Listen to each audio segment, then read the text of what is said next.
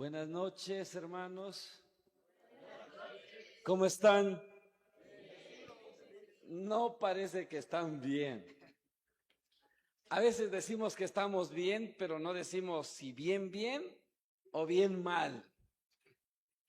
Antes de empezar, me gustaría pedirles un favor. ¿Por qué no se acercan los que se quedaron hasta allá atrás? Parecen hermanos separados, así de retirados. A ver, ¿quién se anima? Dice, yo sí soy valiente y me atrevo a moverme unas banquitas adelante. Miren, ¿cuántas bancas vacías hay aquí? No sé por qué a mí no me gusta hablar cuando hay bancas vacías.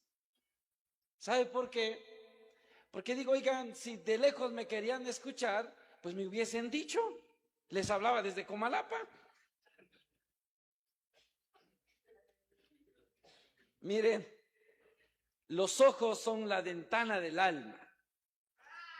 Y para hablarle a una persona al alma, hay que verle los ojos.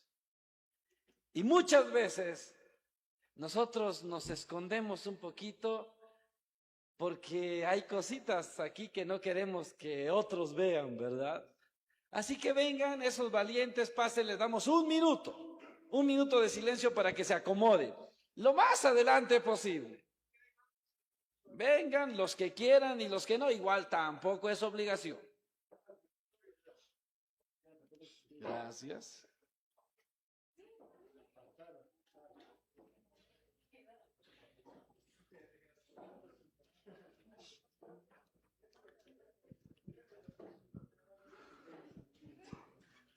A ver, ahora que ya se movieron, escuche tres cositas que les voy a pedir. Primero, traten de no distraerse. Por cultura tenemos un defecto. No sabemos poner atención.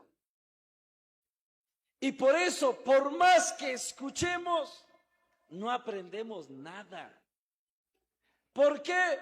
Porque nuestra mente es como aquello que decían nuestros abuelos, como un cántaro roto que no guarda nada de eso que le entra. Nuestros abuelos decían que nos entraba por una oreja y nos salía por la otra. Pero eso se debe simplemente a que no hemos desarrollado la capacidad de poner atención. Por eso traten de no mirar para atrás. Ya me di cuenta así, desde que empecé a hablar, como unos 20 ya voltearon a ver para atrás más de una vez. Y desde aquí yo veo a todos. Y si alguien voltea para atrás, los que están atrás de usted también sienten el deseo de ¿qué estará mirando? Y todos voltean a ver para atrás. Y por eso yo le digo siempre a las personas, si te gusta mucho voltear a ver para atrás, no te sientes adelante. Porque si tú volteas a ver atrás, todos los que están de aquí para allá se van a quedar con la duda, ¿qué estará mirando el hermano? Y para no quedarse con la duda, todos van a voltear a ver. Por uno que le gusta voltear a ver atrás, distrae como a 50 personas. No nos convirtamos en piedra de tropiezo para aquellos que sí quieren escuchar. Porque si no, pasará esta noche como cualquier otra noche. Y yo no sé si ustedes se han dado cuenta que la vida se está acabando.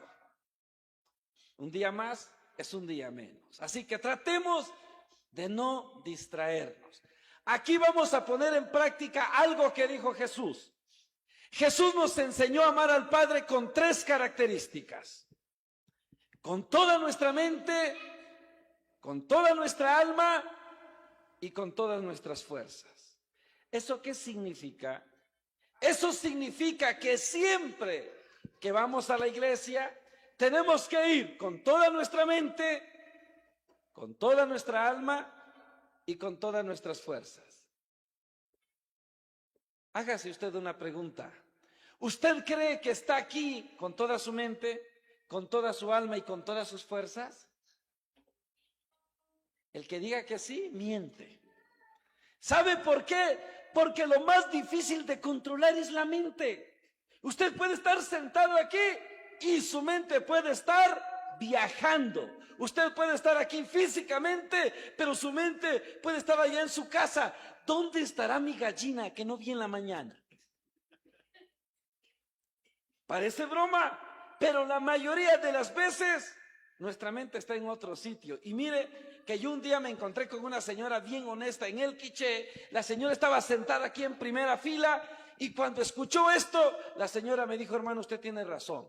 Y me dijo: mire, yo estoy aquí sentada, dizque escuchándolo. Pero la verdad es que yo me estoy imaginando cómo será cruzar la frontera de los Estados Unidos. O sea que esa señora, su cuerpo estaba en Guatemala y su alma andaba ya por Arizona intentando cruzar la frontera. Por eso le hago una pregunta. Aquí está su cuerpo, ¿dónde está su alma? Ojalá su cuerpo y su alma estén aquí, porque si no, me va a tocar predicarle a puros cadáveres. Y yo prefiero predicarle a personas vivas y conscientes. Segundo favor, traten de no dormirse. La mayoría ya tienen ojitos así chiquititos como de gallina. ¿Ya tienen sueño, sí o no? El que dice que no miente, si en la cara se le nota que sí tienen sueño. Si a mí me preguntan: hermano, ¿tiene sueño? Yo le digo: sí tengo sueño. Si le digo que no, les estaría mintiendo. Y por eso escuchen algo que me gustaría que piensen. Predicar es sembrar la palabra de Dios. Y para sembrar hay que saber cuándo. Les hago una pregunta: todos ustedes han sembrado milpa más de una vez. ¿Verdad que cuando uno siembra busca el mejor tiempo, sí o no? ¿Qué pasa si uno siembra muy tarde? No cosechas nada, porque sembraste muy tarde. ¿Y sabe por qué no le sacamos provecho a las predicaciones? Porque las hacemos muy tarde. A esta hora la mayoría de ustedes ya tienen más ganas de dormir que de escuchar a un sinvergüenza que esté hablando aquí. Honestamente, usted puede decir: ay, no tengo sueño. Seamos honestos. A mí me duelen los ojos de sueño. Llevo varias noches sin dormir bien y siento los ojos pesados. Y alguno podrá decir: hermano, pero es una vez al año. Puede ser para ustedes, para mí no. Y yo me enfermé hace unos años y el doctor me dijo: señor, usted a las 10 de la noche tiene que estar dormido. Si no quiere desarrollar cáncer de garganta, duerma temprano. ¿Y dónde estoy? Mire, hablando casi a las 10 de la noche. Soy medio rebelde. Y por eso, luchen por no dormirse. Pero si a alguien se le ocurre dormirse, mire lo que va a pasar. Vamos a ir todos a imponerle las manos y vamos a pedirle a Dios que le conceda el descanso eterno. Que deje de sufrir de una vez para siempre. Así que piénselo bien, porque este podría ser su último sueño. Tercero, los que trajeron a sus hijos y los hijos saben qué cosa es siéntate, entonces siéntelos. Esos niñitos, miren, son como una esponjita. Todo lo que oyen, lo graban. Y si a usted se le olvidan las cosas, lleve a su hijo y dígale: hijo, ve conmigo a la iglesia porque quiero que aprendas todo lo que van a decir. Y mañana te voy a dar algo a cambio. Y verá que ese niño va a aprender todo lo que va a escuchar. Le pongo un ejemplo para que me entiendan. Un día fui a predicar a un sitio y habían como 10 niñitos que pasaban corriendo frente a mí. Gritaban, brincaban. Y pregunté a los hermanos: ¿dónde están los papás de estos niños que no se están quietos? Se paró uno y dijo: no son nuestros hijos. Son hijos de los evangélicos que solo vienen aquí a molestar. Y yo me quedé con esa duda. ¿Será que de verdad son hijos de los evangélicos estos que andan corriendo y gritando? Y me quedé con esa duda. Pero cuando yo ya me iba a regresar, el niño dijo, ya se va. Y le dije, sí. Y me dijo, ¿trae carro? Le dije, no, me van a ir a dejar a la terminal de autobuses. Y me dijo, ¿lo puedo acompañar? Le dije, pues pregúntale a tu papá o a tu mamá. Y se fue corriendo y dijo, dice mi mamá que sí puedo ir. Y se subió al carro donde yo venía. Y entonces ese niño dijo, mire, aunque usted no crea, yo sí le puse atención. Estaba corriendo, pero sí andaba escuchando lo que usted decía. Y dijo, mire, pregúnteme lo que usted quiera y se va a dar cuenta que sí le escuché. Y le empecé a hacer preguntas al niño y todo lo que preguntaba el niño respondía. Entonces el hermano que venía hasta atrás dijo, hermano, ese niño es mi hijo. Al principio lo había negado, pero cuando se dio cuenta que el hijo era bien inteligente, dijo, ese sí es mi hijo. Entonces esos niños son un casetito que van a aprender todo lo que van a escuchar en esa etapa que se llama sensitiva. Dicho eso, ahora sí vamos al tema. Antes de comenzar, les hago una pregunta, los que son de aquí. ¿Cuántos años llevan haciendo esta fiesta? Más o menos. ¿Quién es de aquí? ¿Cuántos años más o menos? Imagínense. Esta fiesta la llevan haciendo desde hace más o menos 50 años. ¿Eso qué significa?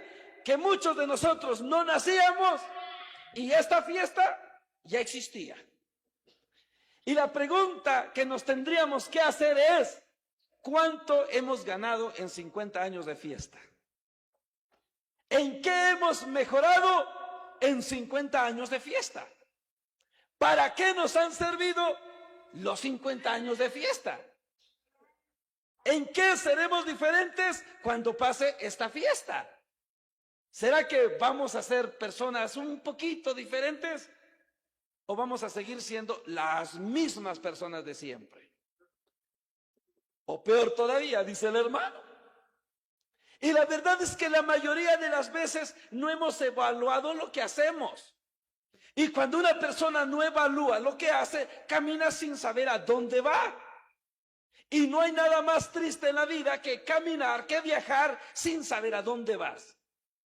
Y por eso es bueno preguntarnos qué hemos ganado en 50 años de fiesta. Ahora, aquellos que iniciaron esta fiesta, ¿con cuánta alegría empezarían a celebrar esta fiesta? Y ahora nosotros, ¿con cuánta alegría lo hacemos? Porque mire, a veces nosotros creemos que lo más importante es acumular años.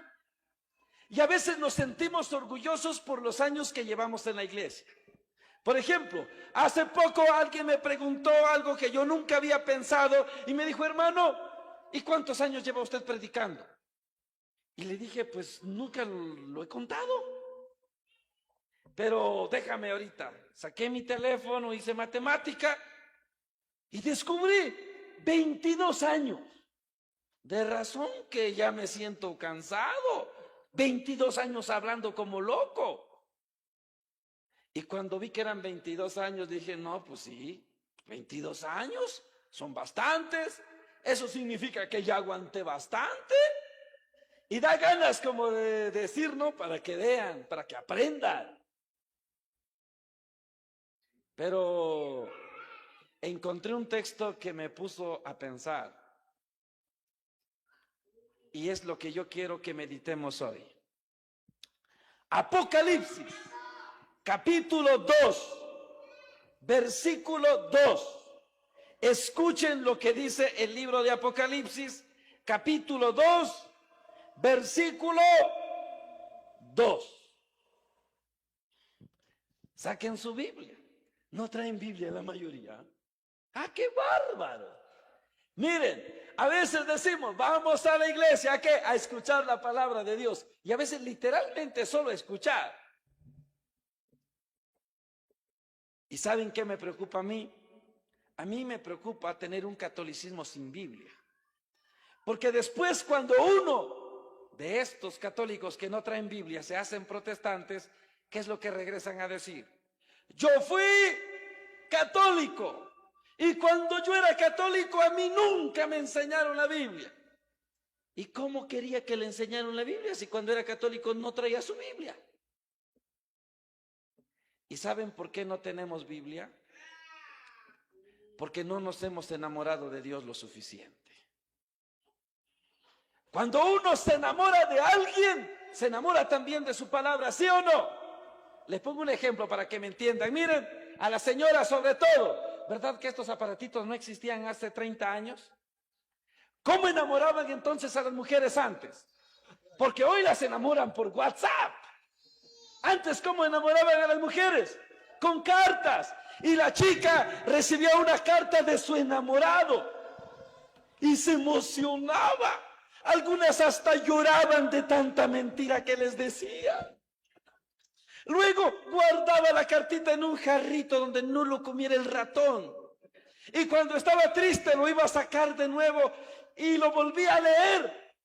Ya había leído la carta 500 veces y todavía se emocionaba. ¿Por qué? Porque estaba enamorada. Se los pongo en términos actuales. Los jóvenes de hoy se pasan hablando por teléfono cuando ya están enamorados. Si usted tiene hijos adolescentes y quiere saber cuándo su hijo ya se enamoró o no, hay dos señales. Una, se baña todos los días. Otra, vive pegado al teléfono. Y los enamorados hablan todo el día y todos los días y no se aburren. Y no es que tengan conversaciones diferentes para cada día. Todos los días hablan de lo mismo. Y no se aburren porque están enamorados. Y si se quedan sin internet o sin señal, ¿qué creen que hacen? Se ponen a leer todas sus conversaciones antiguas. Ya saben lo que dice. Sin embargo, todavía disfrutan leer una conversación de hace 3 meses. Eso es lo que hace el amor. Y por eso un católico que no ama la palabra de Dios es un católico que no se ha enamorado de Dios lo suficiente. Y mi papá un día me dijo, mira Dimas, cuando yo estaba de novio de tu mamá, iba mucho a su casa y hasta sus perros miraba bonitos.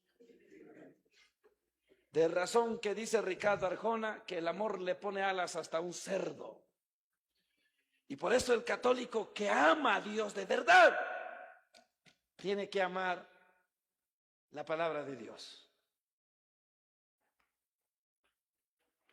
Pero tristemente el católico nunca lee la Biblia.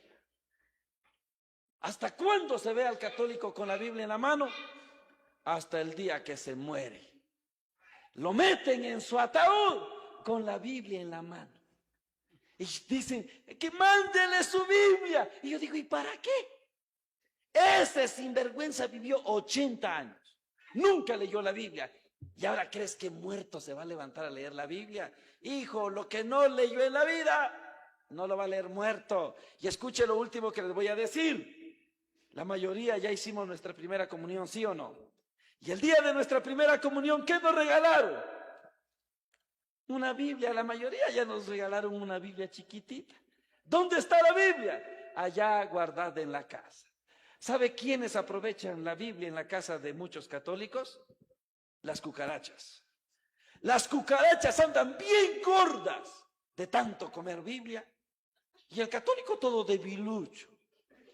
Por eso si le preguntas, hermano, ¿cómo estás? La mayoría, ¿qué te dice? Aquí, cayendo y levantando. Cayendo y levantando necesitas vitaminas. Porque cuando uno es adulto no anda cayendo y levantando. Tropieza, pero de vez en cuando. Pero eso de que a cada rato se cae. Oye, toma Superbin para que te sientas súper bien. Entonces, es bueno que consigamos una Biblia, pero como no tienen, escuchen lo que dice. Apocalipsis capítulo 2, versículo 2. Dice así, voy a leer una primera parte de lo que Dios dice de una comunidad. Dios está hablando a Éfeso y por lo que voy a leer, escuchen atentamente porque me van a contestar si esa comunidad era buena o mala. Escuche, ¿cómo dice que era Éfeso? Y usted me va a decir si es una buena o mala comunidad. Dios dice así, yo sé todo lo que haces, conozco tu duro trabajo y tu constancia, y sé que no puedes soportar a los malos. También sé que has puesto a prueba a los que se dicen ser apóstoles y no lo son, y has descubierto que son mentirosos. Versículo 3, has sido constante y has sufrido mucho por mi causa sin desanimarte. Palabra de Dios. Pregunta, por eso que Dios dice, ¿Éfeso es una buena o mala comunidad? Solo él escuchó. La mayoría están ya dormidos. Se me hace que me va a pasar lo de Juan el Bautista que predicaba en el desierto. Mire, por lo que Dios dice de Éfeso, Éfeso parece una buena comunidad, ¿sí o no? Porque le dice, mira, sé todo lo que haces. Y lo primero que Dios le dice a la comunidad de Éfeso es que esa comunidad de Éfeso trabaja duro. ¿A quién le gustaría tener una comunidad que trabaja duro? A mí me gustaría. Porque triste es cuando en la comunidad la mayoría son unos flojos. En mi comunidad hay una hermanita que cuando la veo digo, unas 20 de esas hermanitas quisiera yo que hubieran en la comunidad. Es mil usos, ora, canta, predica, todo hace. Y la mayoría, cuando hay que hacer algo, esconden la cabeza hasta debajo de la banca para que no los vea. Entonces Éfeso en cambio era una comunidad que trabajaba duro. Y qué bueno es encontrarse con gente que trabaja duro. ¿Qué otra cosa dice? Es que eran constantes. ¿Qué significa constantes? Que perseveraban. Que no eran foquitos de Navidad esos que se prenden y se apagan. No eran de los católicos de que sí voy a ir porque es la fiesta. Y de ahí nos vemos hasta las posadas. Y cuando se terminan las posadas, nos vemos de nuevo en la fiesta otra vez. Y cuando pasa la fiesta, chao, otra vez nos vemos hasta las posadas.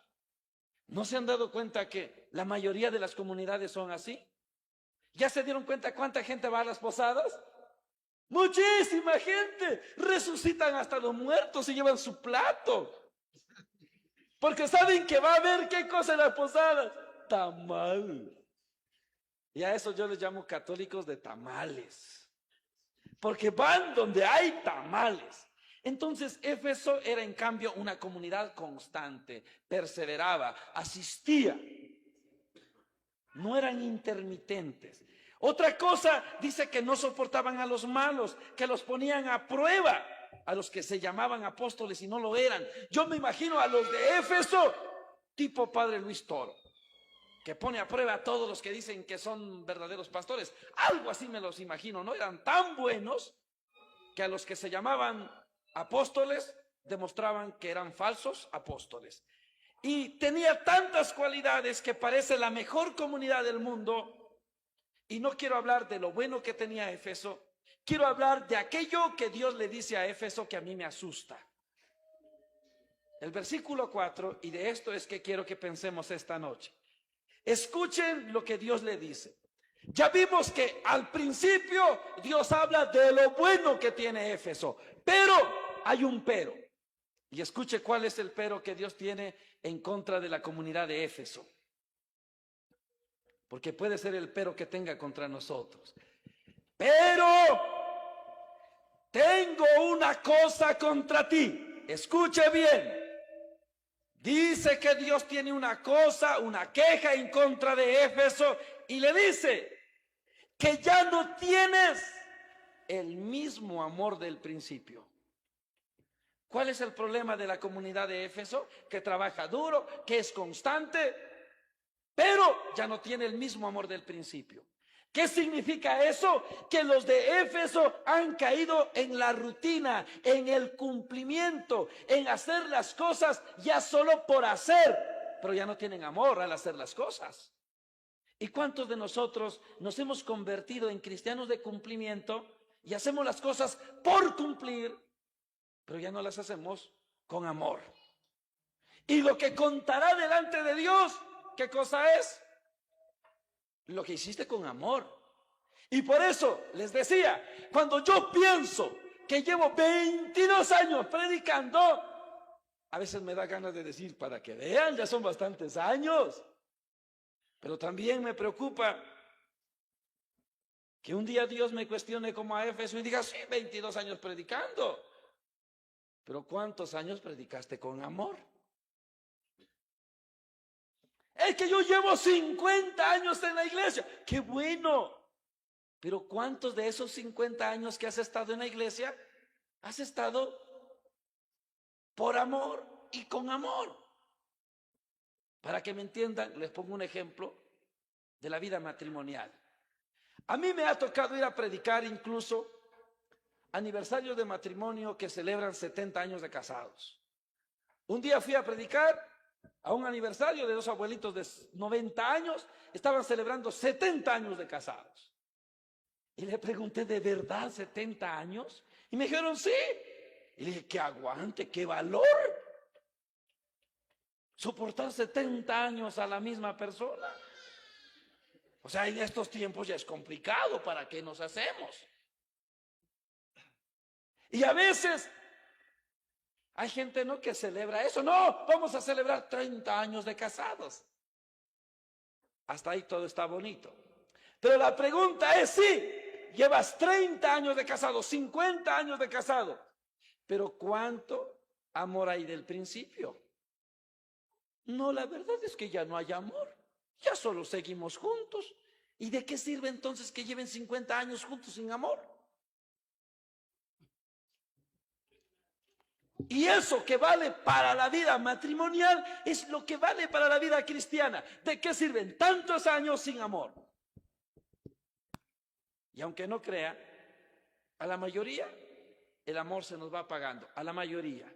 El que diga, no, yo sí siempre, desde que yo decidí seguir al Señor, siempre he tenido el mismo amor. El que diga eso se engaña a sí mismo. Todos hemos tenido la tentación de dejar esto y dedicarnos a hacer otra cosa. Si ustedes me preguntaran, hermano, ¿y en 22 años no ha querido dedicarse a otra cosa? Claro, claro que sí. Y ahora que tengo hijos es cuando más lo pienso. Mis hijos están creciendo sin mi presencia.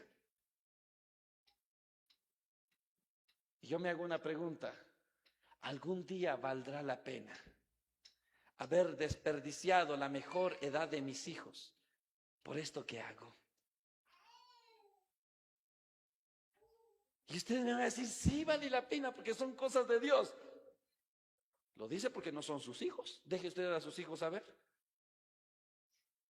Me acuerdo, hace 2 años teníamos una niña chiquitita que estaba intentando sentarse y se caía para todos los lados. Y yo me fui a una parroquia, estuve en esa parroquia 20 días. Cuando yo regresé, entré a la sala de la casa y lo primero que vi fue a la niña sentada sobre una alfombra, bien sentadita y con sus juguetitos. Me alegró verla sentadita, pero también me dolió. No estuve el día que se sentó. Porque los que somos papás celebramos hasta eso, ¿sí o no? Sí. Y por eso muchas veces ha pasado por mi cabeza la idea de decir, creo que ya es hora ya son 22 años. Que alguien más sirva otros 22 años, yo me quedo en mi casa disfrutando a mis hijos. Otra vez tuve una gran tentación. Yo tengo 4 hermanos que son médicos. Y un día comiendo en la casa de mi mamá, uno de mis hermanos le dice al otro, oye, ahora que ya tengo mi consultorio, pienso que dentro de un año me voy a comprar el carro de mis sueños. Y el otro dijo, sí, yo también pienso que dentro de un año me voy a comprar un terrenito y me voy a construir la casa de mis sueños. Y el otro dijo, y yo pienso que dentro de un año tendré el dinero para viajar a donde yo quiera, ir a los sitios que tanto he soñado ir. Y todos hablaban de lo que van a tener dentro de un año. Y yo me hice una pregunta, ¿y yo qué voy a tener dentro de un año? Lo mismo, si no es que menos. Y pasó por mi cabeza la idea, me voy a poner a trabajar para mí. También como, también necesito una casa, también necesito un carro bonito. Y lo pensé.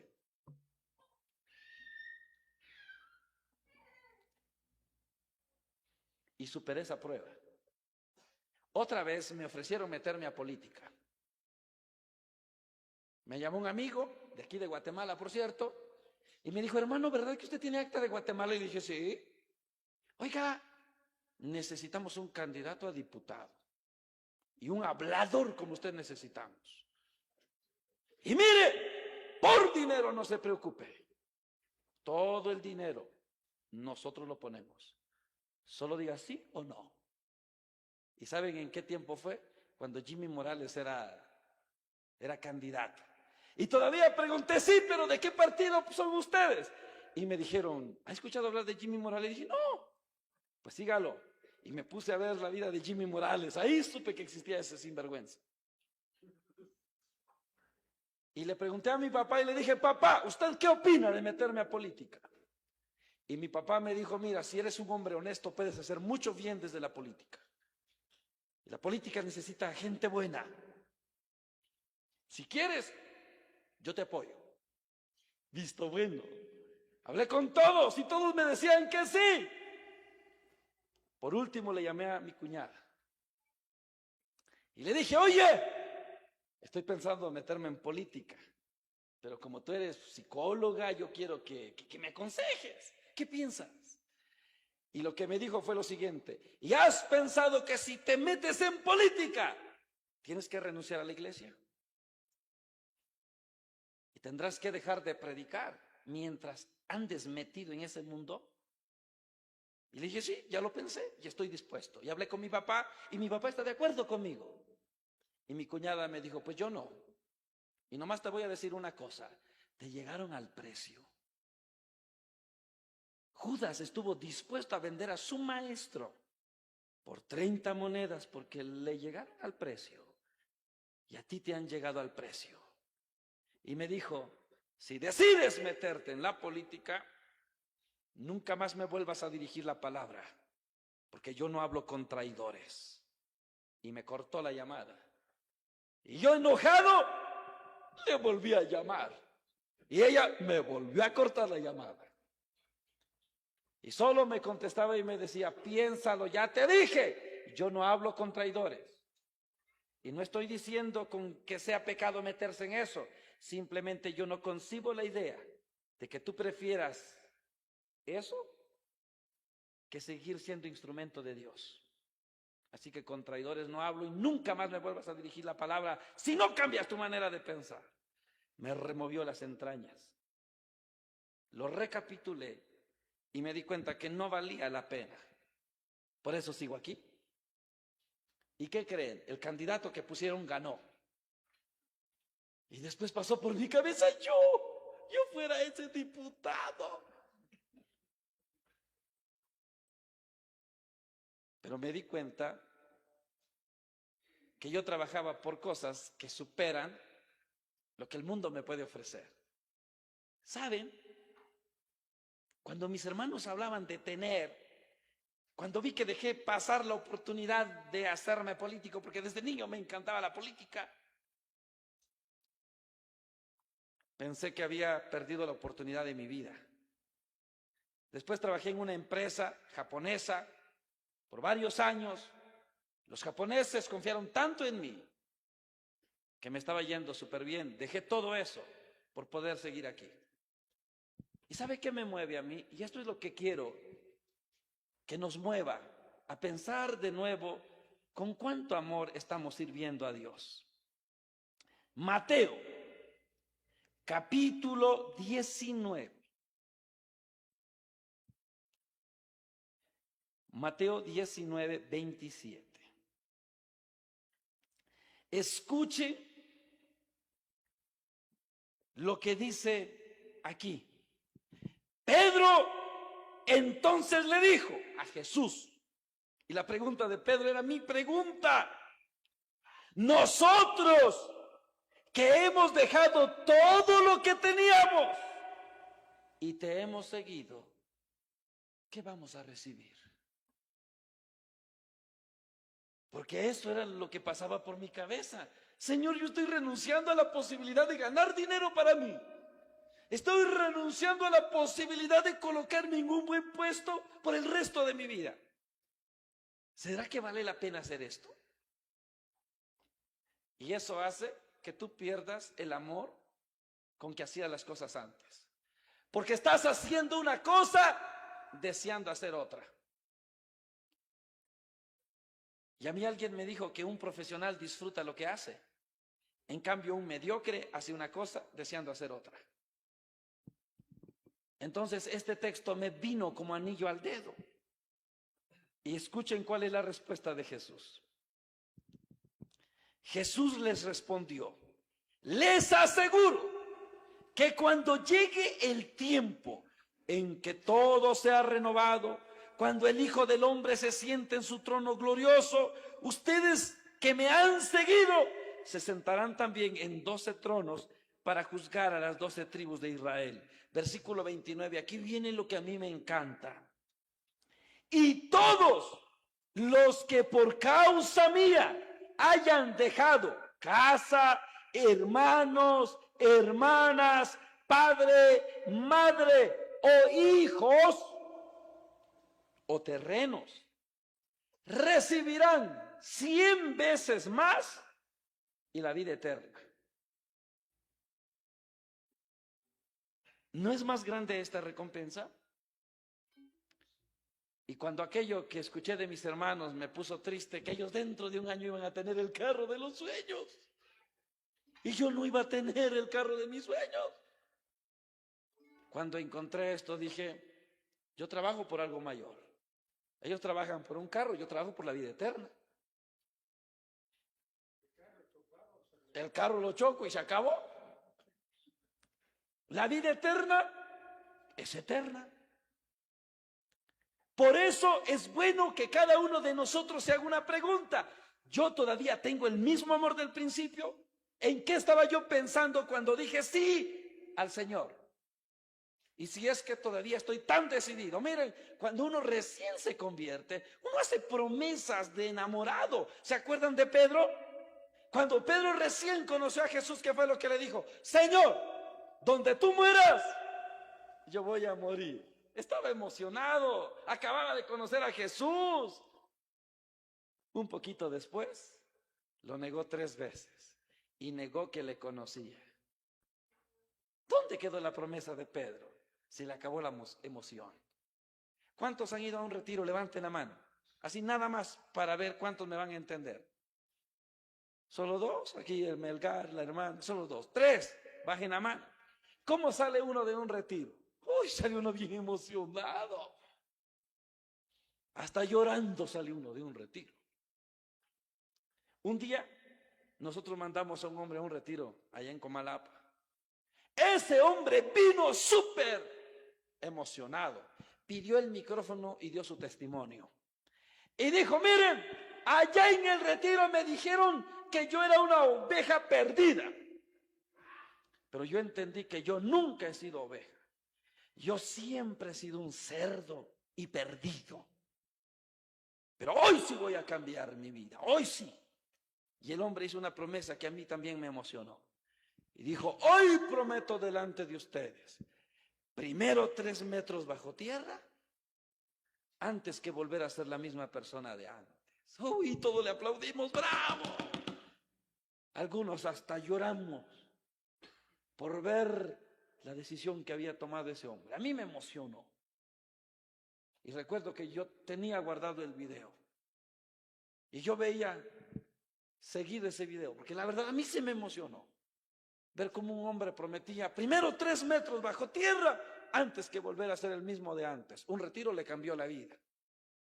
Desaparecí 10 años de Comalapa. Cuando volví, quería saber qué pasó con ese hombre.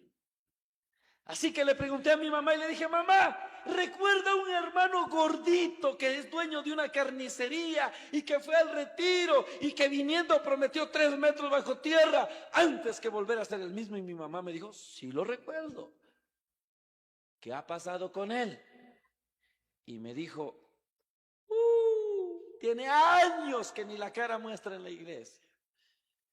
¿Y dónde quedó la promesa de primero 3 metros bajo tierra? ¿Usted recuerda el día en que usted decidió seguir a Jesús? ¿Qué le prometió usted a Jesús? Le hago una pregunta. ¿Está cumpliendo eso que le prometió? Mi papá, ustedes conocen a mi papá. Ustedes saben por qué mi papá ha sido necio, por qué persevera. Porque él hizo muchas promesas a Dios desde antes. Y una de las promesas que hizo, lo hizo por mí. Mi papá me dijo que yo era un niño enfermizo, súper enfermizo. Una tía me dijo que cuando yo nací, la partera me vio y me vio flaco, flaco. Y que la partera dijo: este desgraciado no va a vivir, se va a morir. ¿Y qué creen? La partera ya se murió. Y yo sigo vivo. Pero fui enfermizo. Y mi papá me contó que un día estuve tan enfermo que en el hospital le decían: este niño no va a vivir. Y mi papá dice: yo empecé a preparar mi corazón para que tú murieras.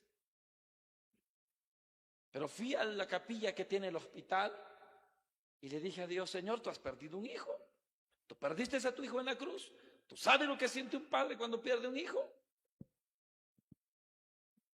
Si te parece bien, deja vivir a mi hijo. Y te prometo una cosa: si tú dejas que mi hijo viva, yo te voy a servir y te voy a amar hasta el último segundo de mi vida. Pero deja vivir a mi hijo. Y Dios se lo tomó en serio. Me dejó vivir. Y por eso mi papá me dice: ¿sabes por qué le amo a Dios? ¿Sabes por qué le sirvo? Porque yo le ofrecí mi vida para que tú vivieras. Y si yo siento que si yo me alejo de Dios, tú te mueres. Y para algo bueno, dice el hermano, esa es la segunda parte de la historia. Pero ya que lo dice, se lo cuento también. Y cuando mi papá sintió que esa su promesa era muy corta, que le hizo a Dios otra promesa: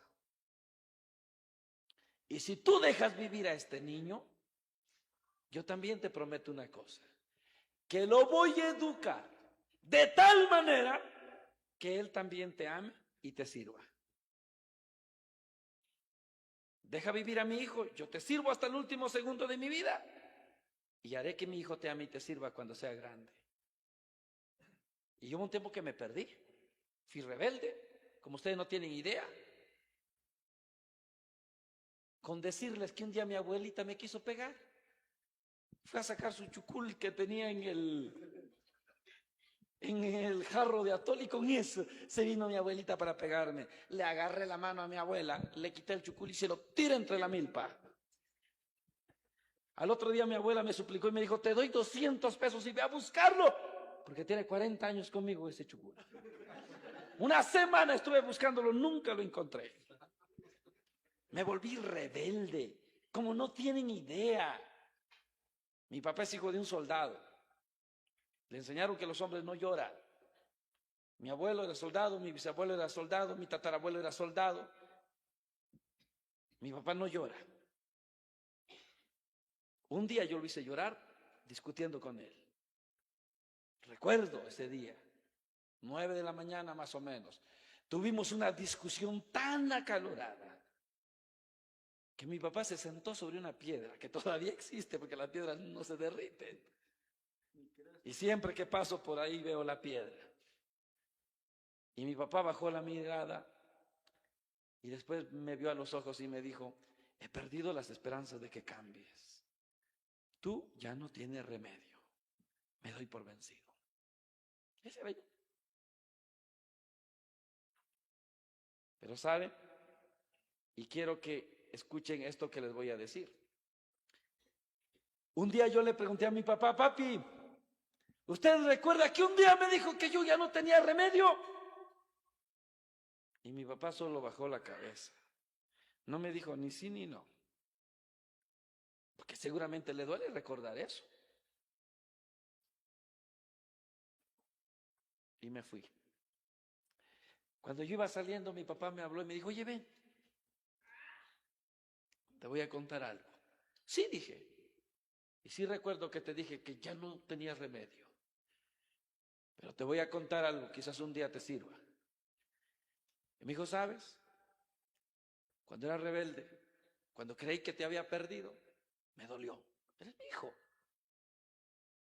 Pero más me dolía haberle fallado a Dios. Porque yo le prometí a Dios: voy a hacer que este niño a mí te sirva. Y cuando te estabas volviendo rebelde, indomable, yo sentí que le había fallado a Dios. ¿Sabes qué hice? Regresé otra vez al templo a decirle a Dios: Señor, ¿te acuerdas de aquel niño moribundo? ¿Te acuerdas que te ofrecí mi vida y la suya? Pues la mía todavía la tienes. Pero ese hijo moribundo está vivo, pero se ha vuelto rebelde. No te ama y no parece que te quiera servir. Y vean la promesa de mi papá. Pero que mi papá le dijo a Dios: pero mira, Señor, vamos a hacer otro trato. Como mi hijo no te ama y no te sirve, yo te voy a amar y te voy a servir el doble. Por mí y por mi hijo. Y mi papá dice: yo creo que ese pacto que hice con Dios hizo que tú recapitularas tu vida. Por eso es importante que cada uno de nosotros se haga una pregunta: ¿con qué determinación yo empecé en este camino de Dios? ¿Qué fue lo que le prometí a Dios? ¿He cumplido lo que prometí? ¿Sigo teniendo la misma determinación? ¿Amo lo que hago? ¿O ya hago las cosas de mala gana? ¿Cuántos servidores hay en la iglesia de mala gana? Ay, solo porque yo soy el coordinador voy, si no ni fuera. Solo porque me toca cantar a mí, si no ni fuera. O solo porque me toca predicar a mí, si no ni fuera. Y empezamos a hacer las cosas sin amor. Y la mayoría hicimos promesas que no cumplimos. Yo tengo un amigo que es un cantante de Bolivia, se llama José Luis Melgar, es uno de los cantantes católicos más conocidos. Un día lo escuché en Ecuador. Y cuando lo escuché quedé maravillado y dije: este tipo es un fuera de serie. Para mi gusto es el mejor cantante católico en todos los sentidos. Y me gustaría que conozcan su música. Y escuché una canción que se llama A la Derecha. Y ahí en esa canción, A la Derecha, tiene una frase que me encanta. Dice: donde lo precises, ahí estaré. Donde tú me mandes, yo iré. Y si es necesario, tu nombre en la luna proclamaré. ¡Guau! ¿Cómo me encantó eso? Dice que él está dispuesto a ir donde Dios lo quiera. Y si Dios lo necesita en la luna, pues hasta la luna se va a predicar. Me encantó su canción. Así que comiendo un día le dije: oye, hermano, ¿y no te gustaría ir a México? Me dijo: sí, ¿cómo no? Y le dije: oye, ¿y a Guatemala? Y me dijo: pues también. Y le dije: bueno, entonces vamos a México y de una vez aprovechamos para ir a Guatemala. Y le dije: eso sí, te anticipo una cosa. En Guatemala se viaja de esta manera. Y le saqué un video de cómo se viaja en esos autobuses, donde ya no cabe ni un alma. Y el ayudante todavía anda gritando: súbale, súbale, hay lugares. Y tú vas bien emocionado. ¿Y por dónde se pasa? Ay, tienes que pasar en medio. Y para salir tienes que salir una hora antes. Le mostré un video y le dije, mira, así se viaja. Él vio el video y dijo, ¿sabes contar? Le dije, sí, para que no cuentes conmigo. No voy. Y cuando me dijo que no estaba dispuesto a viajar así, le dije, a ver, pero si en una de tus canciones tú dices que si es necesario, hasta la luna vas a predicar. No te estoy llevando a la luna, te estoy llevando a Guatemala. Y recuerdo que me dijo, ay, yo no sé para qué escribí esa canción. Si no hubiese escrito eso, no tuvieras pretexto para llevarme. Pero voy a ir solo para que veas que yo sí cumplo mi palabra. Y me lo traje. Y lo llevé hasta la frontera con Honduras. En autobús de esos guajoloteros. Y de regreso veníamos en el autobús vacío. Y venía como loco, prendido del asiento. Prendido para... Solo me daba risa. Y si usted le pregunta a José Luis, dice, nadie me ha llevado a lugares tan lejanos y me ha hecho viajar tan cruel como Dimas. Pero José Luis renovó su primer amor. Y José Luis después me dijo, ¿sabes cuándo escribí esa canción? Saliendo del retiro. Uy, de razón, prometió tanto. Eso es como cuando uno está enamorado, ¿sí o no? Cuando uno está enamorado, promete, promete, promete. Ahora pregúntele a su marido, a ver, 20 años, ¿qué me has cumplido de todas tus promesas? Una señora me dijo, mire hermano, ese hombrote que usted ve ahí, prometió que me iba a bajar la luna, el sol y las estrellas. Y hoy ni la panza ha podido bajar el sinvergüenza. Por último, y me voy. ¿Qué es lo que a mí me hizo tener determinación? ¿Y qué es lo que me sostiene hasta aquí? A pesar de mi fragilidad, a pesar de que tengo momentos de crisis. Sí tengo crisis. Sobre todo cuando a veces descubro que en la iglesia hay gente que lejos de ayudarte, te pone el pie para que te caigas.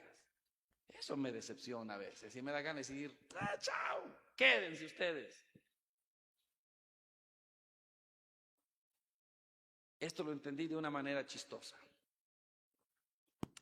Yo tenía una novia que vivía del otro lado de la ciudad. Y todas las tardes la iba a ver en bicicleta. Atravesaba así de punta a punta la ciudad. Una tarde iba bien emocionado para verla, que en una esquina no me di cuenta que venía un carro. Me atropelló y salí volando. Caí como 5 metros más adelante. Me toqué por aquí, tenía una bolota.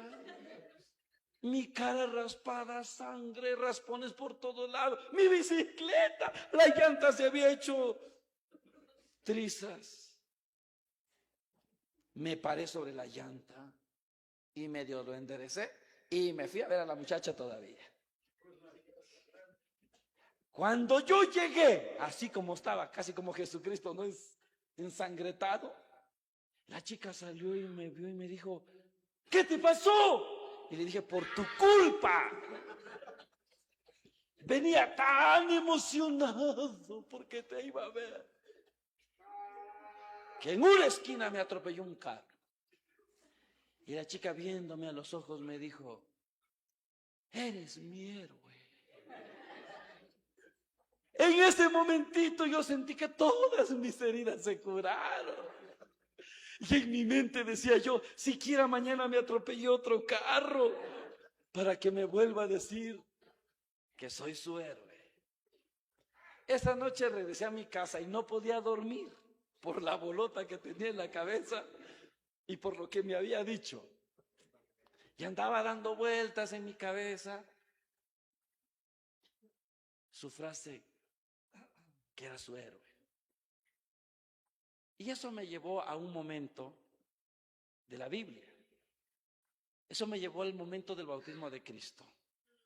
Y yo me hice una pregunta, oye, si es bien bonito que una mujer te diga que eres su héroe, ¿qué sentiría el corazón de Cristo el día que fue bautizado?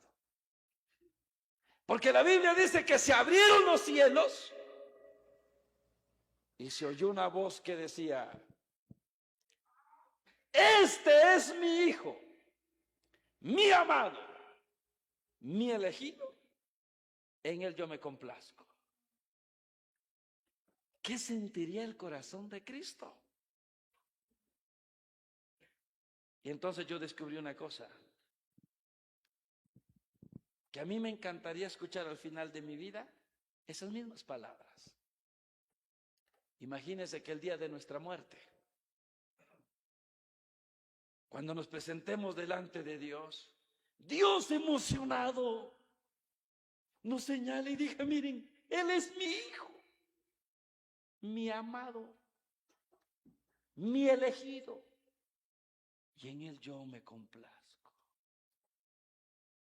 Y dije: si por amor a una mujer, si por escuchar que una mujer me diga que soy su héroe, estoy dispuesto a que me atropelle un carro, pues ¿qué estoy dispuesto a hacer para que un día Dios me reconozca como su hijo al final de mi vida?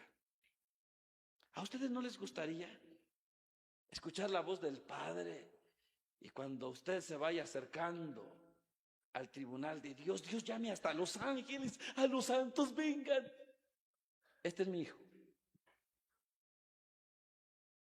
¿Usted no quiere eso? ¿Su corazón no desea eso? Sí. ¿Qué está dispuesto a hacer?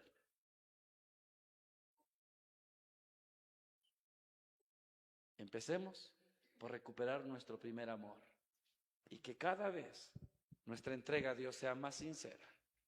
Entonces no tendremos miedo a la muerte, y la muerte para nosotros será una ganancia, porque la muerte nos llevará a encontrarnos con ese Señor que tanto amamos y que tanto deseamos.